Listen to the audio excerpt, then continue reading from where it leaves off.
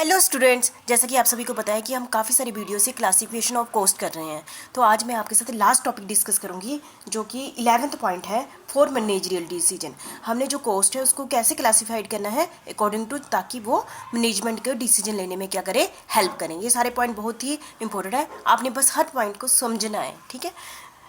सबसे पहले marginal cost, क्योंकि हमारे एक बहुत बड़ा चैप्टर, एक क्या काफ़ी सारे चैप्टर होंगे जिसमें मार्जिनल कॉस्ट यूज़ होती है। तो सबसे पहले पूरा चैप्टर करने से पहले हमें ये पता होना चाहिए कि मार्जिनल कॉस्ट होती क्या है। सीधी सिंपल बात, मार्जिनल कॉस्ट वो कॉस्ट होती है, ये पहली बात वेरिएबल कॉस्ट होती है। वेरिएबल कॉस्ट हमने आपको लास्ट वीडियो में करा दिया ना। फिक्स कॉस्ट ऐसी कॉस्ट जो फिक्स रहती है, जैसे एक फैक्ट्री का रेंट फिक्स रहेगा, ठीक है। और वेरिएबल कॉस्ट क्या होती है कि मैंने एक चेयर एक्स्ट्रा बनाई या मैंने एक चेयर नहीं बनाई, है ना। तो वो ऐसा भी नहीं कहूँगी। वेरिएबल कॉस्ट मैं आपको डिटेल में बाद में बताती हूँ। सिर्फ आप यहाँ समझिए मार्जिनल कॉस्ट कौन सी कॉस्ट होती है। Variable cost is the total of the variable cost. जैसे वेरिएबल कॉस्ट को जो प्राइम कॉस्ट होती है जो हमारी, ठीक है, हमने पढ़ लिया ना, prime cost, direct cost, direct material, direct जो ये प्राइम कॉस्ट क्यों कौन सी होती है, प्राइम कॉस्ट होती है variable cost. Prime cost plus variable overheads. हम फैक्ट्री के अंदर ही हैं, मार्जिनल कॉस्ट के लिए हम क्या है, फैक्ट्री के अंदर है। फैक्ट्री में आपको पता ही है ना, प्राइम कॉस्ट होती है। प्राइम कॉस्ट मतलब direct cost, direct cost plus overheads भी होते हैं। ओवरहेड्स भी दो टाइप के होते हैं, ओवरहेड्स, है ना, जो इनडायरेक्ट भी होते हैं। ओवरहेड्स का मतलब क्या होता है, इनडायरेक्ट, है ना। तो वो वेरिएबल भी होते हैं और फिक्स भी होते हैं ओवरहेड्स। पर यहाँ पर हमने कौन सी लेनी है, variable overheads. Fix cost are ignored and only variable cost are taken into consideration for determining the cost of product। यदि हम फिक्स कॉस्ट को ध्यान नहीं देते, सिर्फ वेरिएबल कॉस्ट को ध्यान में रखते हुए कॉस्ट ऑफ प्रोडक्ट बनाते हैं, the value of work in progress and finish goods. Marginal cost समझ गए आप। मार्जिनल कॉस्ट, आप फैक्ट्री में चले जाओ, फैक्ट्री के अंदर जितनी वेरिएबल कॉस्ट है उसको हम क्या कहते हैं, वेरिएबल कॉस्ट कहते हैं। प्राइम कॉस्ट मतलब डायरेक्ट, है ना। और वेरिएबल ओवरहेड्स कौन से हुए, समझ गए आप, है ना। ये हम डिटेल में कर चुके हैं, ठीक है। दूसरा पॉइंट है हमारा out of pocket cost. Out of pocket cost मतलब पॉकेट में से कॉस्ट जा रही है, बीच इनवॉल्व पेमेंट टू आउटसाइडर, मतलब कि ऐसी कॉस्ट जो हमारी जेब में से बाहर लोगों को पेमेंट की जा रही है, उसको हम उसका नाम क्या दे दिया है, जैसे कि हम वेजिस नहीं देते हैं वर्कर्स को, तो which involve payment to outsider. Such cost are relevant for price fixation during recession और then make or buy decision is to be made, ठीक है। तो अब मुझे लगता है पॉकेट कॉस्ट समझ गए होंगे, ठीक है। जैसे कि यहाँ पर एक एग्जांपल ली है, यदि मैनेजमेंट डिसीजन लेती है रिप्लेस द एग्जिस्टिंग मशीन, है ना, वो कहती है कि जो पुरानी मशीन है उसकी जगह हम नई मशीन लेते हैं। तो जो पुरानी मशीन है उसमें जितना अमाउंट लगाया हुआ है हमने पुरानी मशीन में, उसमें स्क्रैप वैल्यू माइनस कर दो तो वो क्या है, स्क्रैप वैल्यू माइनस कर दी तो वो क्या है, इररिकवेबल।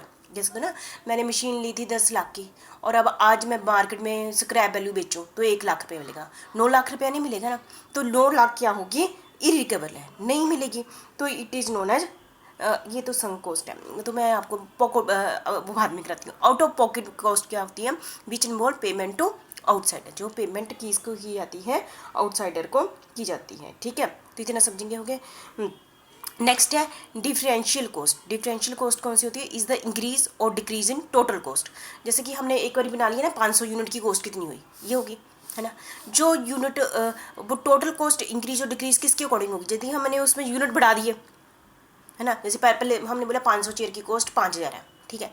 अब हमने कहा 500 चेयर की कॉस्ट 5000 है, यदि मैंने 550 कर दी चेयर तो टोटल कॉस्ट बढ़ जाएगी ना। यदि मैंने 450 कर दी तो टोटल कॉस्ट कम हो जाएगी ना 500 के कंपेयर में।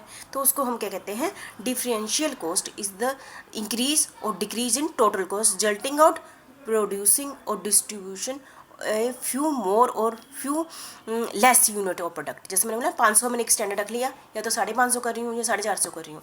चेंज करने से टोटल कॉस्ट क्या हो जाती है, चेंज हो जाती है।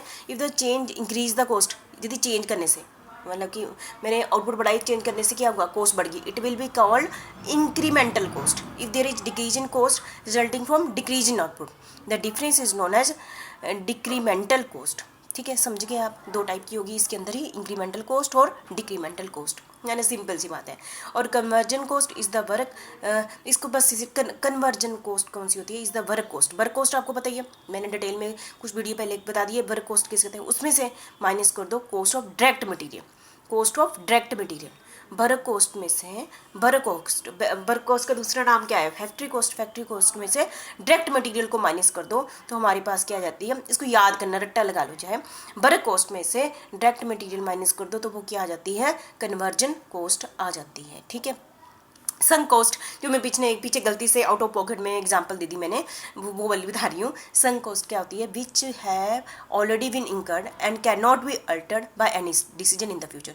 ऐसी कॉस्ट जो हमने कर दी है लेकिन फ्यूचर में हम उसको चेंज नहीं कर सकते। These cost become irrelevant cost और लेटेस्ट डिसीजन। जैसे मैंने पीछे एग्जांपल आपको समझा रही थी कि हमने एक मशीन ले ली, अब हम सोचेंगे कि उसकी जगह दूसरी मशीन ले लें, तो उस मशीन की क्या कीमत होगी? उस मशीन की थी हमने 10 लाख के लिए और 1 लाख क्या है स्क्रैप वैल्यू, तो 9 लाख वो क्या है, मतलब इस समय क्या है, इररेलेवेंट है। ठीक है। तो जो 9 लाख है वो क्या होगी? संक कॉस्ट होगी।